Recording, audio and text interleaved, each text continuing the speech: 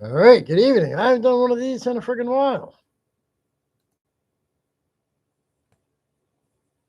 But let's get into it. So, as you know, my channel's all over the place. On the one hand, I'm talking about, different shit, like, men issues, simping, all that crap, new car prices, all that shit. And then on the other hand, most of my recent content has been about A, gig work, B, my project car, the Geo Tracker. You can go check those out if you want. C, the Santa Cruz. And those, as of late, have been the bulk of my content, and that's actually what I kind of enjoy doing anyway. I know my channel's not even a real channel. It's just there, because they're not exactly making any money off it. Otherwise, it'd be called work. Let's get into it. So the hot topic of the day is leaving the U.S. And it's been surfacing a lot more than I've ever seen it before. I mean, I know it's been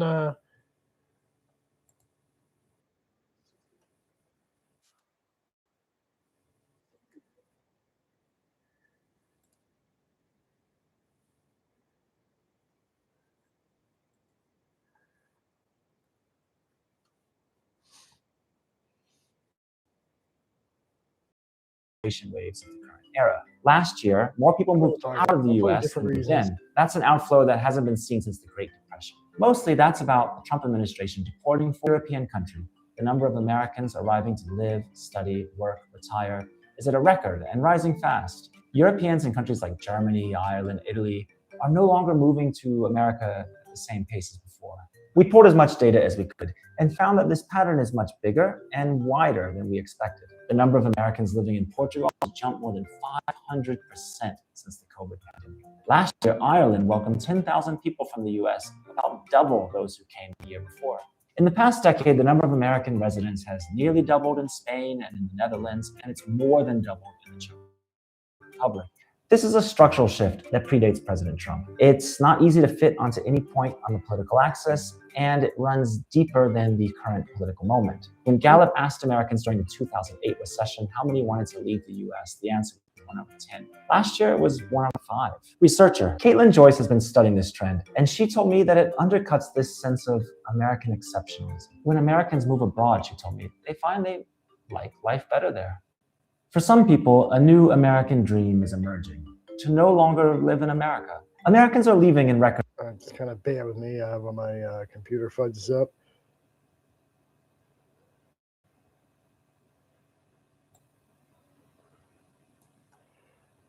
Skip that one. From my home state.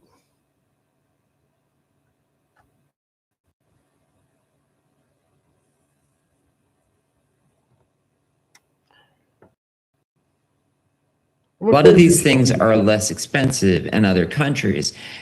So, for instance, for people who are retiring, it's ideal in some ways because healthcare is cheaper. Well, and it is interesting. Countries like Italy, I know, have been trying to attract Italian Americans to come back, right, and buy properties there. So other countries are creating these attractive deals. They are $50,000 into the country and then buy property, live there a certain number of years. I can gain second citizenship. A lot of European countries have been doing that. Also, a lot of Latin American Yeah, countries. very interesting. What statistic surprised you the most when you were looking into all of this?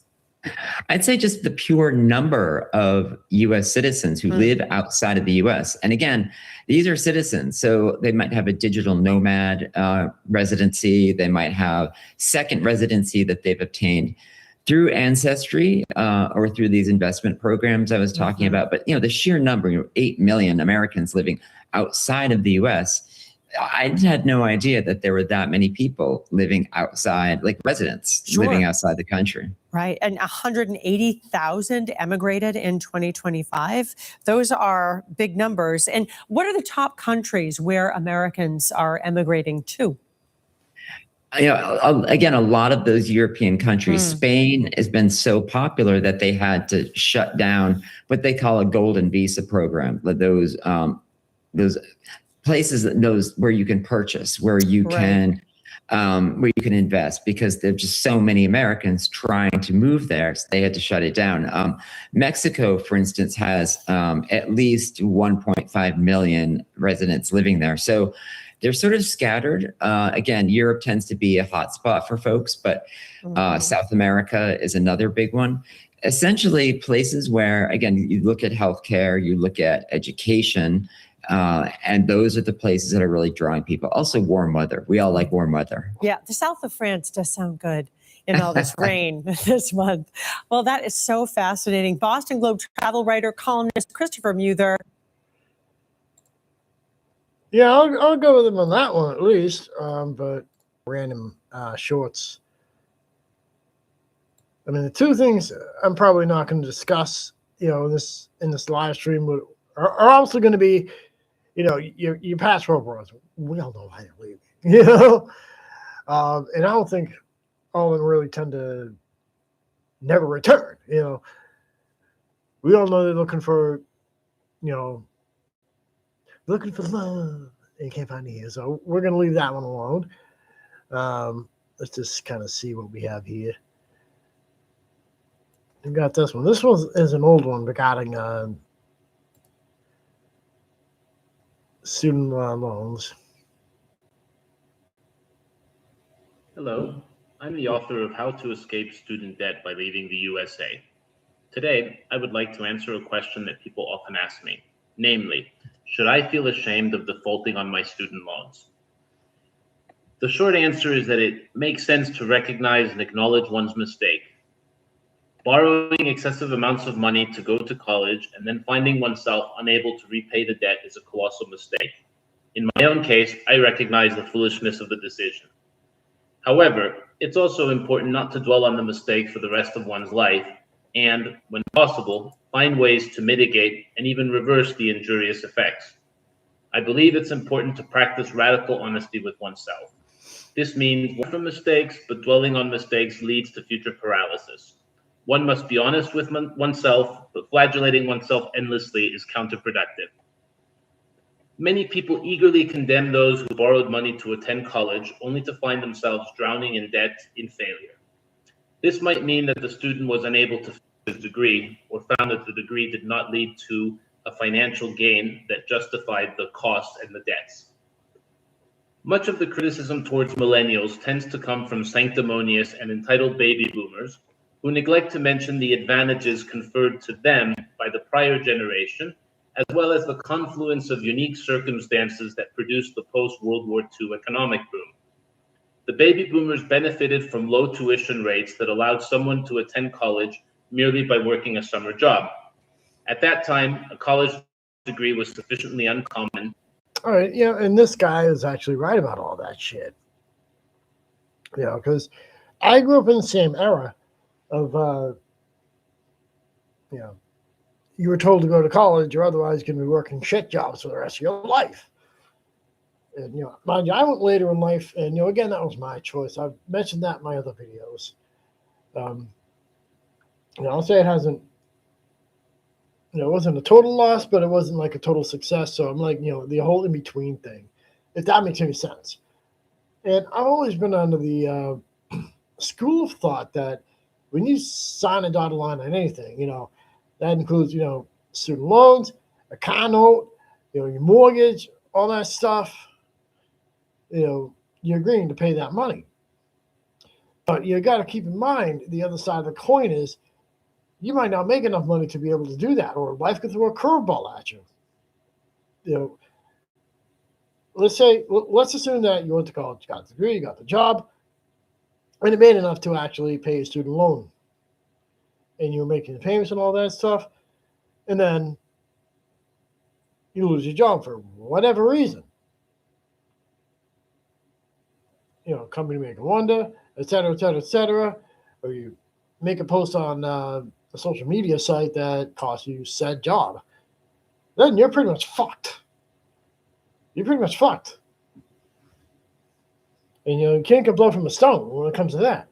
And I know as of recent, the Trump administration was definitely focused on getting people to stop repaying their loans because, in all fairness, we had number of years of interest free, where they just put everything on hold, because there was a certain virus that put the whole fucking world on timeout.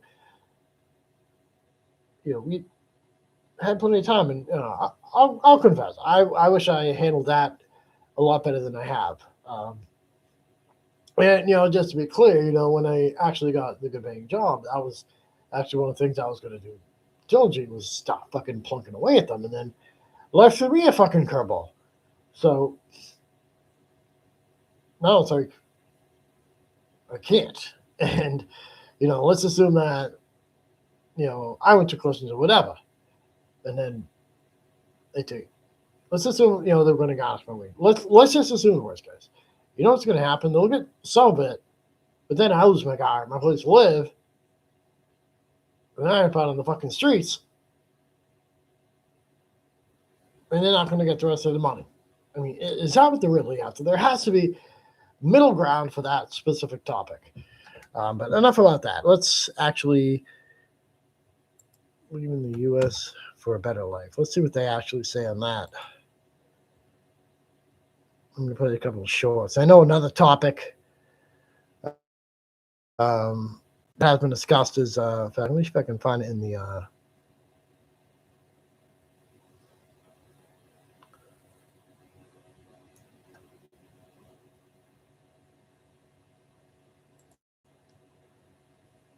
let's just play this.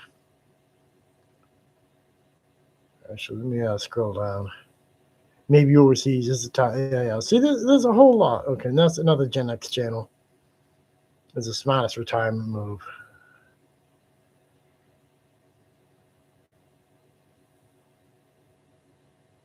All right, let me play one of these. Let me just play this one.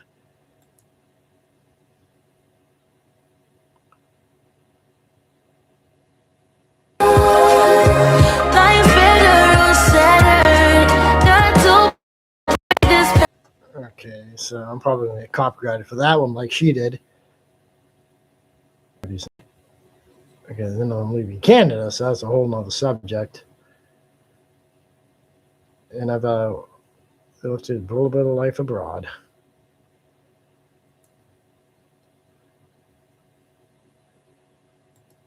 But now it's time to leave.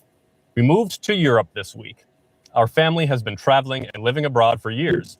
We're all expert vagabonds, if you will, digital nomads and citizens of the world.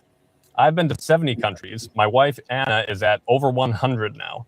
Our kids have been to 40 combined, has traveled to 10. So it's no surprise that we're trying something new again. This time we've moved to France, a beautiful lake town called Annecy near the Swiss border. We sold our house, sold our cars, downsized our life, packed some stuff into storage, and brought the rest of it on the airplane. A new European adventure. I noticed a sudden increase in people from the US wanting to move to Europe, and I can't imagine why, so we decided to document our journey media. Because moving to a new country is both difficult and rewarding in many ways. And this isn't our first time. We've also lived in Mexico and Italy. So we're going to share our moving abroad experience with you. The good, the bad, and the ugly. Let's see if I can actually find that. There was one short where she actually said she left the USA, no lie. She was in the Zero Migration America. It's kind of banned. I'm going to try to see if I can locate it. And it probably won't show up. In the US.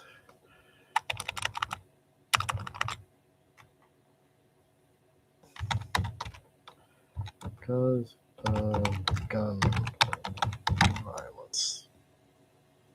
Let's see what pops up when I type in that shit.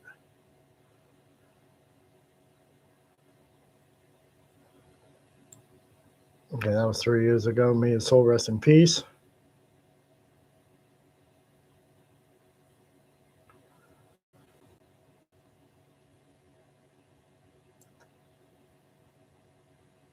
Yeah. The one I want to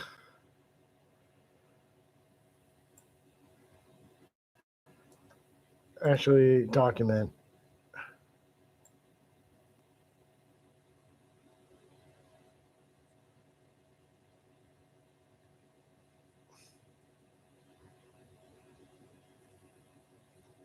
isn't showing up. And that just goes without saying. US to go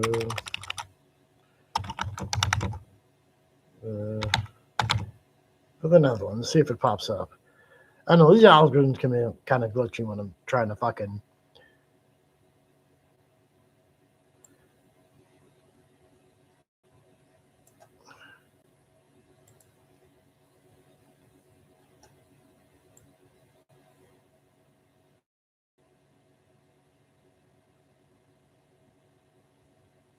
Okay, why is everybody leaving the Netherlands? Damn!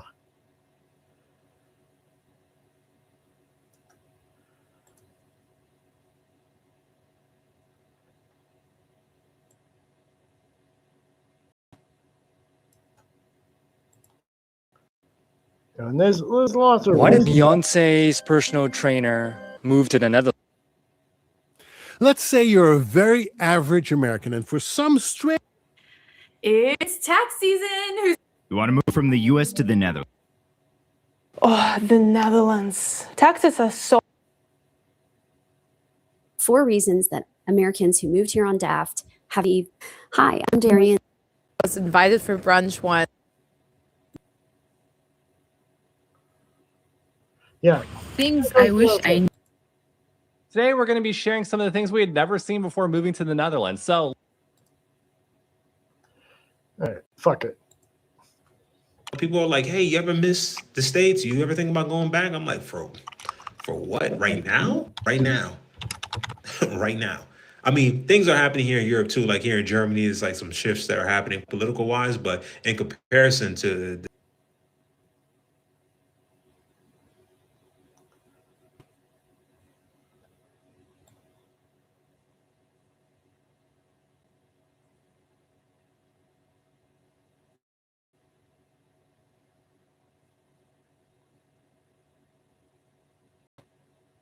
I mean, that's just the way it works out, right?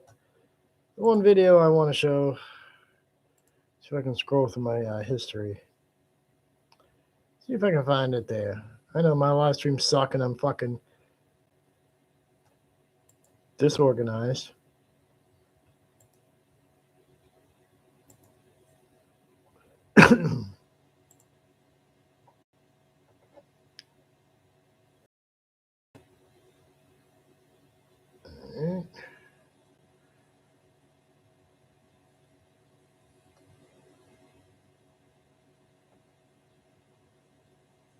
Yesterday.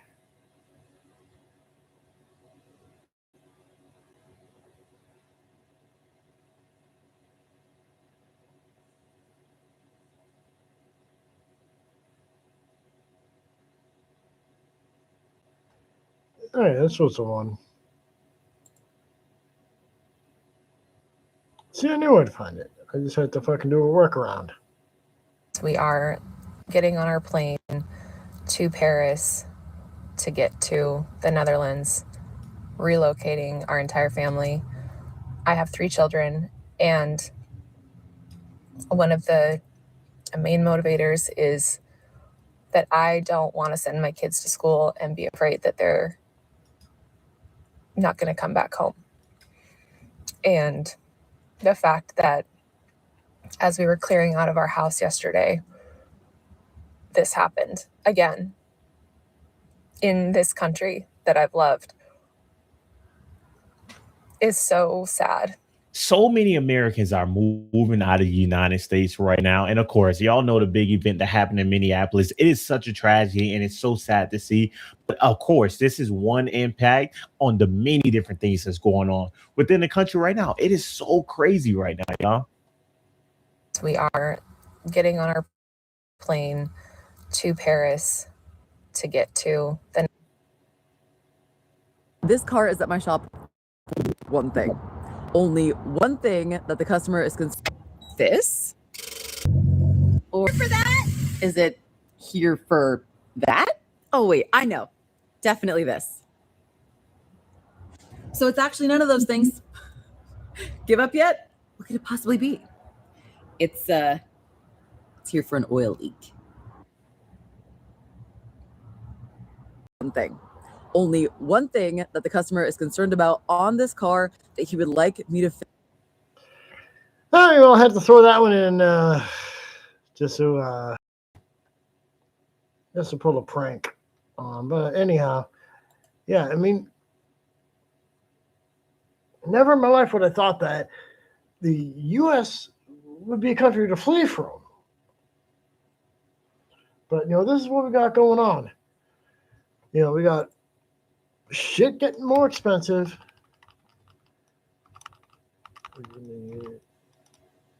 U.S. Type in too expensive.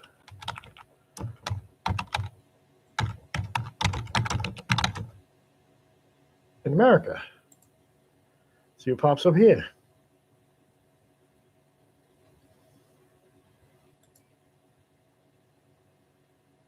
I'm gonna lose it. I'm gonna lose it. I'm gonna lose it. I'm gonna lose it. I'm gonna lose it. I'm gonna lose it. And I'm gonna lose it. Our cost of living is high. I don't even want.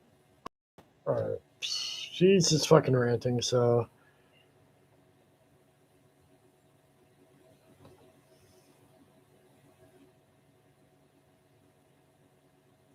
Let's just see.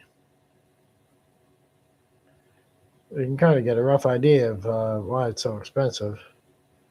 And why many of us, me included, are trying to fucking survive. I'm just kind of bear with me. My computer's getting... Yeah, I'm using a fucking computer that's almost the last legs.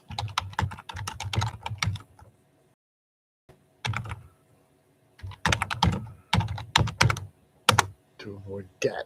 Let's see what pops up under there.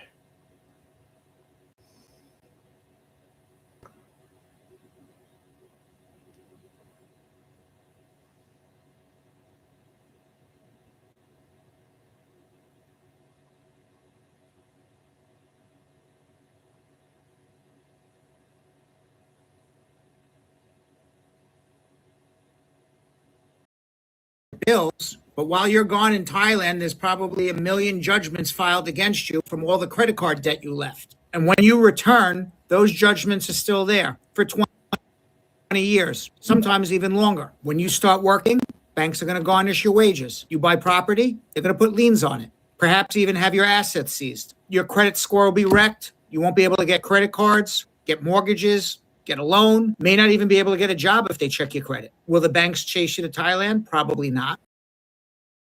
So if you plan on leaving a lot of credit card debt and moving to Thailand, stay there. You don't go to jail for not paying your bills, but while you're gone in Thailand, there's probably 1 million judgments filed against you from all the credit card debt you left.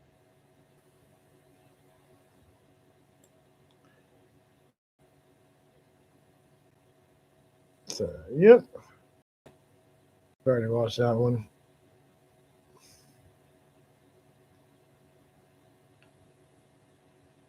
So, yeah. I mean, there's multiple reasons.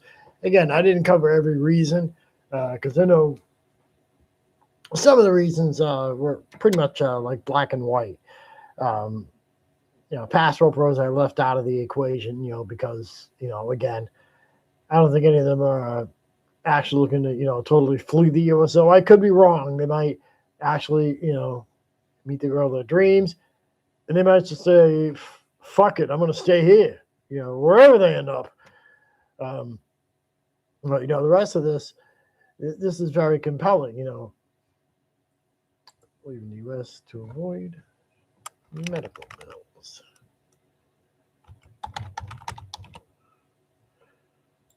Let's see what pops up with that. Conduct let's follow you out. Well, not really, but